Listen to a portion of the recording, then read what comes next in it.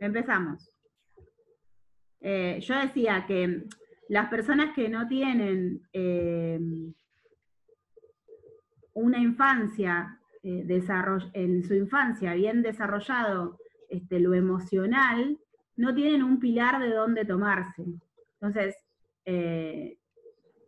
digamos que todo el desarrollo ahora hoy lo vamos a ver, si creo que llegamos, de la estructura psíquica de un individuo, esto que vimos nosotros como inconsciente, consciente, preconsciente, el aparato psíquico, hace que esto se desarrolle, mejor dicho, todo esto se desarrolla en la infancia, en la primera infancia, ¿sí? De los 0 a los 6 años. Y también lo emocional, el área emocional de un individuo se desarrolla y se ajusta, se afirma en esta primera etapa de la vida del individuo. Cuando no hay un desarrollo emocional que es favorable, la persona no tiene de dónde tomarse, ¿sí? No hubo cariño, no hubo estabilidad emocional, hubo violencia, nosotros lo llamamos en estimulación temprana riesgo ambiental. Cuando hubo mucho riesgo ambiental, porque no había una familia bien conformada, o había una familia que era totalmente disfuncional en torno a ese niño, entonces cuando llega a la adolescencia o a la adultez, casi siempre desarrolla patologías que tienen que ver con esto, con el estrés, con la ansiedad, con la falta de personalidad, ¿sí? ¿Se entiende? Y de esto hablamos cuando hablamos de reactividad emocional, ¿sí? Cuando nosotros nos enfrentamos a una situación, pero tenemos recuerdos de nuestra infancia o recuerdos de nuestra vida, unos años antes, de que tenemos de dónde tomarnos, no somos vulnerables, podemos resistir a este estrés, ¿sí? Bueno, vamos a seguir con esto de ansiedad,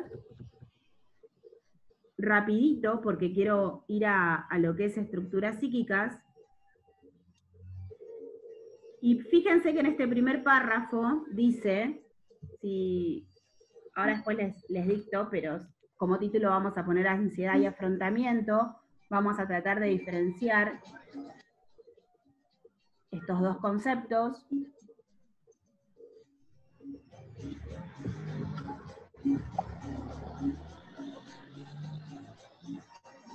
Alguien me escribió, parece.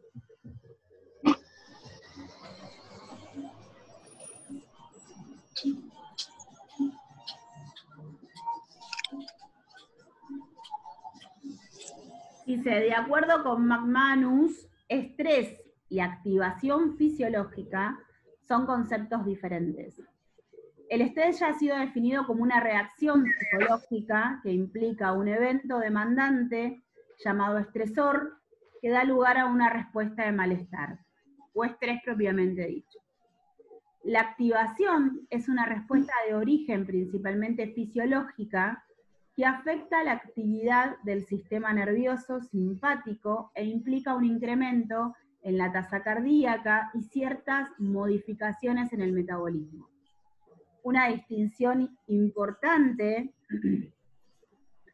es que la activación no necesariamente se experimenta como molestia. Con estos dos conceptos, el autor hace varias combinaciones que dan resultados distintos. Y acá podemos ver, esperen que voy a silenciar acá. Sí. Acá podemos ver este cuadro que dice mucho estrés, mucha activación, da como resultado ansiedad, mucho estrés, poca activación, da como un resultado de aburrimiento. Digamos que hay, debería haber una cuota de estrés en el individuo y una cuota de activación fisiológica o una activación psicológica para que el individuo no sea una persona ansiosa ni tampoco se aburra, sea una persona, termine siendo una persona depresiva, ¿sí? ¿Se entiende cuál es la diferencia? La activación tiene que ver más que nada con algo que nos pasa en el cuerpo. Por eso la ansiedad siempre repercute en el cuerpo. Cuando una persona tiene ansiedad, le sube demasiado la frecuencia cardíaca y empieza a experimentar problemas en lo físico. ¿Sí? Esta activación, cuando es demasiado, se puede traducir en ansiedad.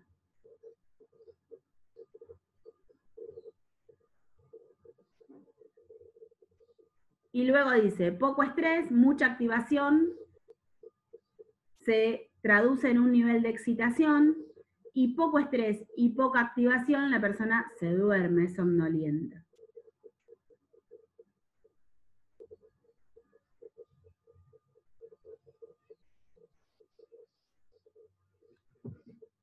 ¿Bien? ¿Se entendió? ¿Alguna pregunta? ¿Sigo?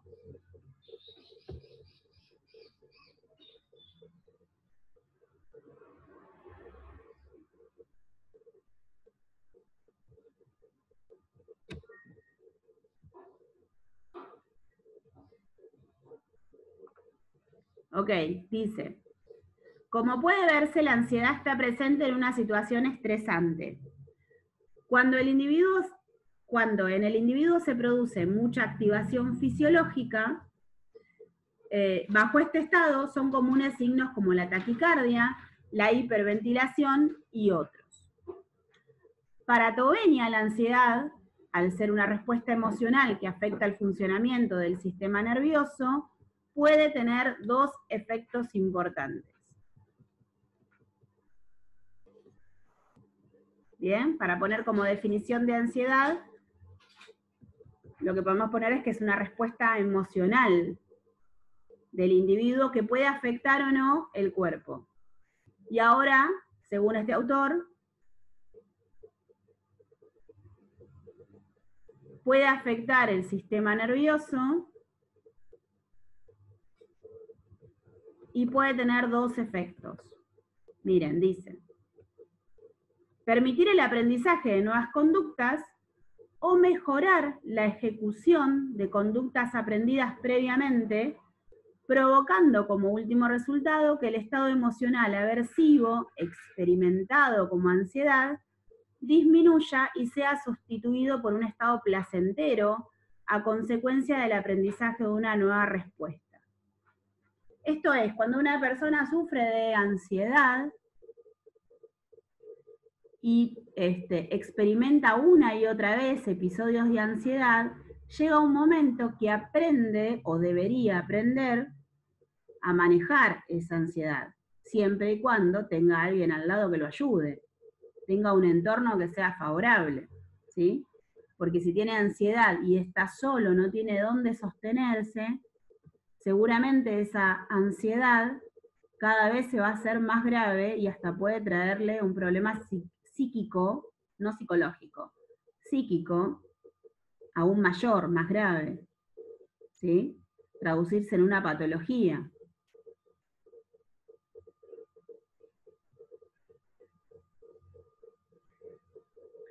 Entonces, la ansiedad sobre el sistema nervioso puede tener dos efectos. Permitir un aprendizaje de nuevas conductas cuando uno sufre de ansiedad, por ejemplo, cuando quizás sin recurrir a imaginar que podemos llegar a tener un problema. Pero cuando yo estoy buscando trabajo, cuando una persona está buscando trabajo y tiene su primera entrevista, tiene una cierta ansiedad, todos en alguna medida hemos pasado por esa ansiedad, ¿no? O cuando estamos enfrentados a aquel que todavía nunca ha trabajado o no ha necesitado encontrar un trabajo, cuando estamos enfrentados a un examen, siempre tenemos un tipo de ansiedad. Hay una ansiedad antes, pre-examen. Ahora, cuando el primer examen, nuestra ansiedad va a ser mayor. Ahora, cuando pasamos al segundo examen, ya como que conocemos ese estado de ansiedad.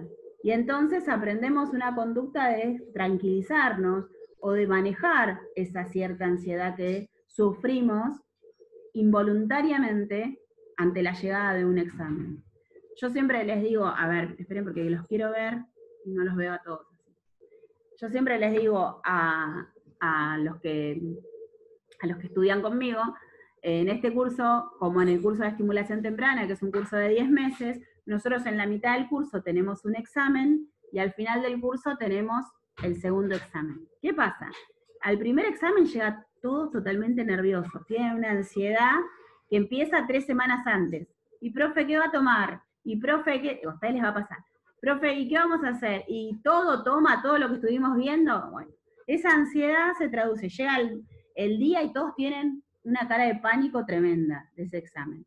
Ahora, luego se dan cuenta, ya se los voy adelantando, que el primer examen no es tan bravo como parece, o sea, no era para tanto. Si estuvieron en las clases, si tienen todo completo, si hicieron los trabajos que les fui planteando y demás, lo hacen así, de taquito, tranquilamente. ¿Qué pasa? En el segundo examen, más que nada de este curso de acompañamiento terapéutico, en el segundo examen se toma la segunda parte, y la segunda parte es todo patologías. La mayoría es todo patologías. Entonces, tiene mucha más cantidad de información, y es un poco más difícil. Pero ¿qué pasa? Como todos ya pasaron el primer examen y fue re fácil, se relajan. Y mucho más en las últimas clases.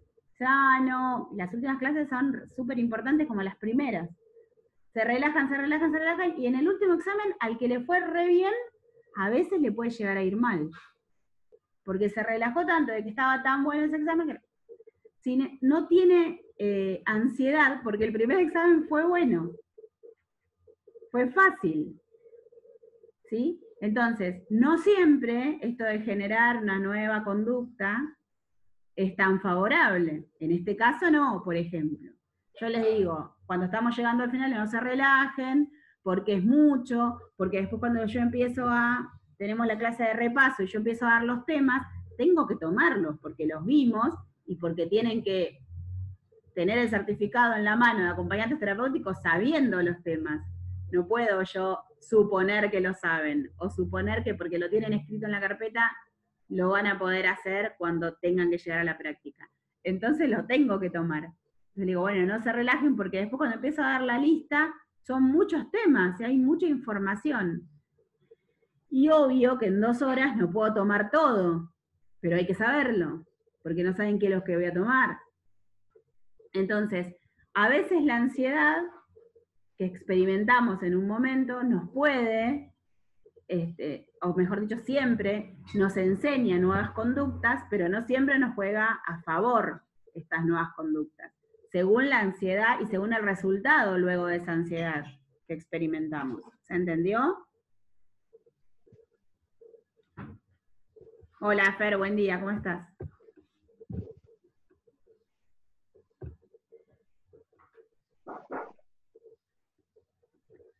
Bien, seguimos. Y 2 dice, y que el estado aversivo se mantenga continuamente y culmine en la paralización de la conducta, así como en una activación fisiológica crónica y prolongada y una atención excesiva a los estímulos circundantes, lo cual, en último término, puede ser la base de algunos trastornos fisiológicos o conductuales. Y acá voy a dejar esto porque después vuelve a repetir lo mismo con otros ejemplos y nada más.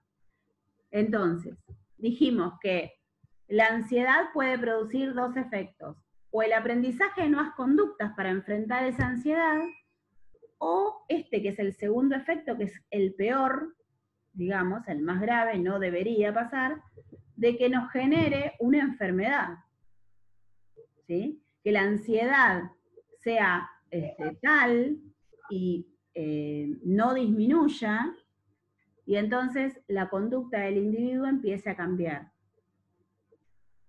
Esto de no tener la posibilidad de poder resolver esa ansiedad hace que sea crónica y que después tenga un trastorno conductual.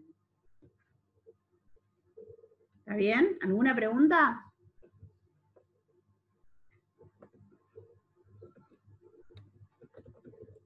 ¿No? Sigo, ¿eh? Bueno, después dice, acá voy a seguir leyendo. A ver, acá. Ahí. Las estrategias de afrontamiento pueden ser diversas. Algunas se pueden encontrar en listas de chequeo y en cuestionarios. En ellos, las estrategias corresponden a subtipos ideados por sus autores. Sandin presenta 4 clasificaciones en las que se divide a las respuestas de afrontamiento según su objetivo, sea trabajar sobre la valoración del problema, el problema mismo, la emoción experimentada o el alejamiento de la situación. Algunos ejemplos de las estrategias que se incluyen en dichas clasificaciones son, a saber, confrontación, ¿sí? Estas estrategias de poder afrontar esta ansiedad, acciones directas dirigidas a la situación, distanciamiento, olvidar, comportarse como si nada hubiese ocurrido, autocontrol, guardar los problemas para sí mismo, etc. Búsqueda de apoyo social, pedir consejo, exponer el problema a un amigo, ¿sí? Acá ya estamos hablando del afrontamiento, de lo que hacemos con la ansiedad, cómo la afrontamos, cómo afrontamos esta nueva situación que nos puede producir estrés. Aceptación de la responsabilidad, disculparse, criticarse a sí mismo, esto que veíamos de la mediación cognitiva, de decir, bueno, buscamos la causa. ¿Por qué llegué a perder el trabajo? Y porque llegaba todos los días tarde, ¿sí? Porque no hacía todas mis tareas laborales, por ejemplo. Perdón. Huida, evitación, beber, fumar, ¿sí? Las personas que no pueden afrontar un tipo de ansiedad o una situación que les genera ansiedad, lo que hacen es fumar. Muchas personas dicen, no, porque el cigarrillo me baja la ansiedad. Es mentira. Estoy evitando confrontarme con la ansiedad, ¿sí? Por eso uso algo para poder disfrazar esa evitación, esa huida del problema. No está confrontando nada. Planificación de solución del problema, establecer un plan de acción y seguirlo. Reevaluación positiva, utilización de frases como la experiencia enseña, también. ¿Sí? Esto es decir, bueno, esto me produjo ansiedad, me produjo un estrés, pero con esto aprendí, es casi parecido a lo que, a generar conductas, un aprendizaje de conductas nuevas. Hacerse ilusiones, autoculpa, reducción de la tensión, todas vienen desde el mismo lugar. Todas van a apuntar al mismo lugar, no todas vienen. ¿Sí? ¿Qué más? A ver. No, hasta acá vamos a ver.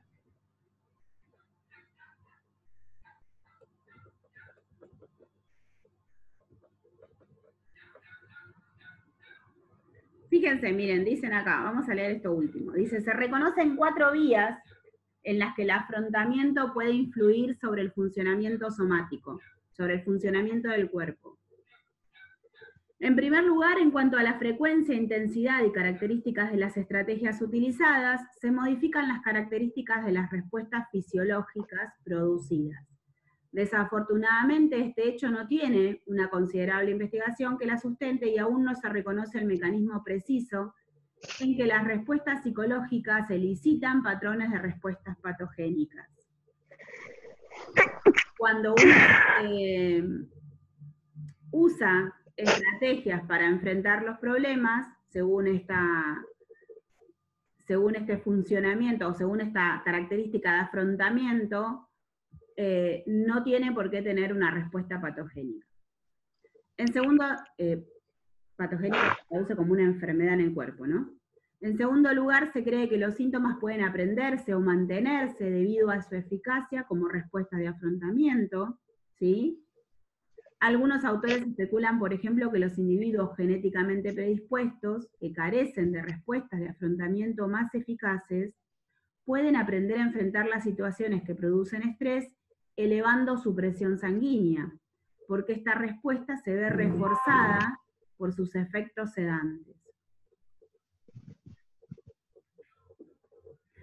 Bajo el término conducta de enfermedad se engloban respuestas tales como informar sobre los síntomas, buscar el tratamiento y otras que también pueden ser una manera de afrontar el estrés y que por ende también pueden mantenerse por los refuerzos y las ganancias secundarias. Digamos que hay muchas personas, por ejemplo, que sufren presión arterial alta y es una presión nerviosa. No tienen presión siempre. No les sube la presión cuando consumen salado, por ejemplo. Les sube la presión cuando tienen es como respuesta de una ansiedad, como respuesta al estrés, cuando tienen una situación que es desfavorable. ¿Sí? De esto habla en segundo lugar. Y que a partir de esa suba de presión, no es que baja la ansiedad, pero se encuentra la solución tomando el fármaco que lo ayuda a bajar la presión. ¿Sí? Como una respuesta fisiológica. Y que también termina siendo una solución, de alguna manera. Y después dice, en tercer lugar, las estrategias de afrontamiento pueden incluir conducta cuyos efectos contribuyan a la enfermedad al exponer al individuo a situaciones nocivas o agentes alérgicos. De este modo, este mecanismo no solo aumenta la probabilidad de que se produzca una enfermedad, sino que también pueda hacerla más grave. Y esto se puede explicar muy bien con el ejemplo de el asma. Yo creo que les dije ya esto, de que el asma se dice que es una enfermedad psicosomática, porque es una enfermedad que comienza en la psiquis del individuo, en el interior. Recuerden que no tiene que ver con la mente, sino con el alma, con el individuo, y que tiene sus efectos en el cuerpo. Ahora, un niño, casi siempre cuando hablamos de enfermedad psicosomática decimos, bueno, pero eso es psicosomático, como que se lo inventó. Y está mal dicho, no se lo inventó. Es algo que empezó en su interior, algo que no pudo manejar en su estado emocional y que se tradujo en una enfermedad en el cuerpo. Tiene una insuficiencia respiratoria. En un adulto podemos decir, bueno, pero que baje un poco, ¿sí?, su nivel de ansiedad y no va a tener asma, o no va a tener ataques, brotes de asma. Un adulto podría hacerlo. Ahora, un niño que puede llevar a la muerte. Claro. Puede llevar a la muerte. El asma no es... Que empieza a tener... No va a poder enfrentar el nivel de ansiedad y bajarlo. Empieza a tener asma luego de la separación de los padres. Ahora, el asma ya se declaró en el cuerpo. Entonces, sí o sí le va a traer una enfermedad que es crónica. Va a llegar a la adultez y va a seguir teniendo esa insuficiencia respiratoria. Seguramente va a tener un tratamiento, y a veces el tratamiento tiene muchos efectos positivos, entonces cada vez es menos, pero si no tiene asma va a tener algún tipo de alergia. Digamos que siempre quedan los pulmones vulnerables a cualquier agente externo, ¿sí?, por ese episodio de asma que tuvo en la niñez, por un conflicto emocional que no pudo resolver. ¿Sí? ¿Se entiende?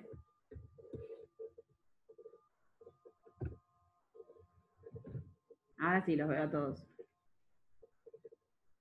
¿Escribieron algo de ansiedad y afrontamiento?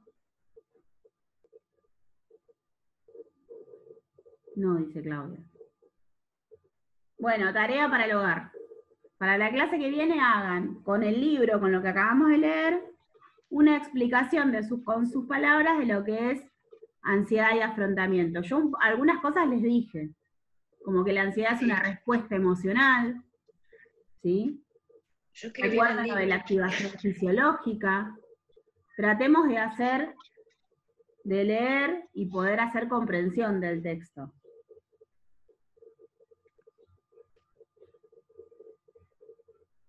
¿Está bien? ¿Alguna pregunta? Si no, pasa otro tema, si no me dicen nada.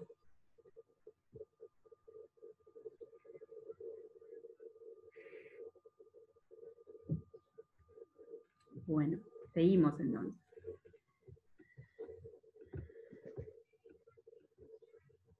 Algo importante que quiero que veamos hoy, el que tiene el libro va a ver que después sigue comportamiento, no lo vamos a ver hoy, lo de comportamiento. Lo vamos a ver más que nada cuando veamos patologías. prefiero.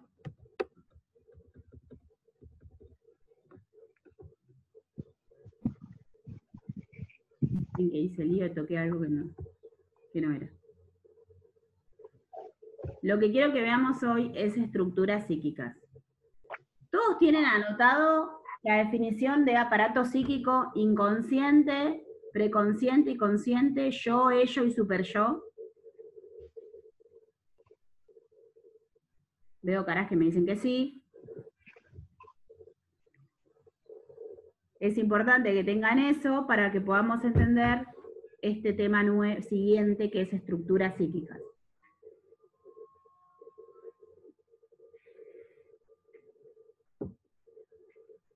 Bueno, entiendo que sí. Creo que fue la clase 7. Sí. Creo que fue la clase 7, creo. Yo la verdad que a veces pongo el número de clase y a veces no, me parece que fue la 7. Bueno, el que no lo tiene lo puede buscar en YouTube y si no pedirlo a alguno de sus compañeros. ¿Sí? Qué rápido pasó el tiempo, ya nos quedan 10 minutos otra vez.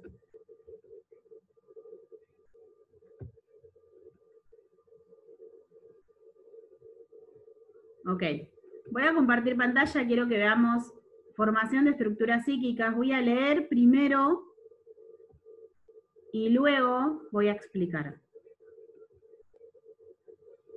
Página 50 lo tengo yo en este libro, para el que tiene el libro.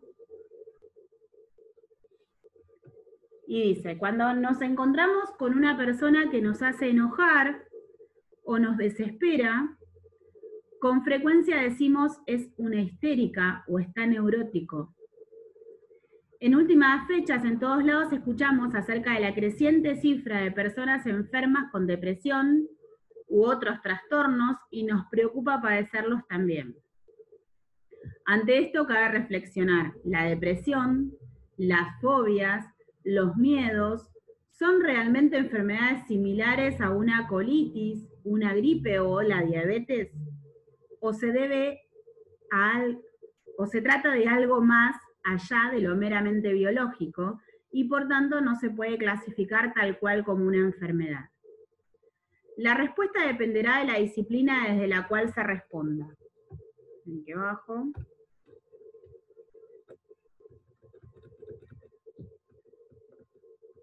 Psiquiatría y psicología. Dice, la psiquiatría parte de una visión médica y biológica, tal como lo explicamos en nuestro artículo de septiembre, dice acá, psicoanálisis, psiquiatría y psicología. Sus estudios y tratamientos, tanto de la psiquiatría, se enfocan en lograr el bienestar orgánico del individuo. ¿Quién de nosotros no acude con un cardiólogo cuando siente dolor en el pecho?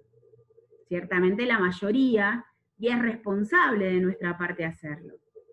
Entonces, lo que dice la psiquiatría es que lo que va a tener es una visión médica, lo que va a tratar es de sanar la psiquis del individuo. Ahora vamos a ver. Los conceptos de salud y enfermedad médicos se extienden a lo psíquico y emocional. Para un psiquiatra hay salud mental cuando los componentes químicos del cerebro están en balance y lógicamente cuando no están equilibrados se habla de una enfermedad mental. Por eso el psiquiatra medica, ¿sí? Porque lo que trata es de curar, de encontrar el equilibrio. Los psiquiatras hacen diagnósticos basándose en manuales como el DSM. ¿Qué es el DSM? Bueno, el Manual de Diagnóstico de Salud Mental. De ahí provienen la mayoría de los conceptos designados como enfermedades mentales.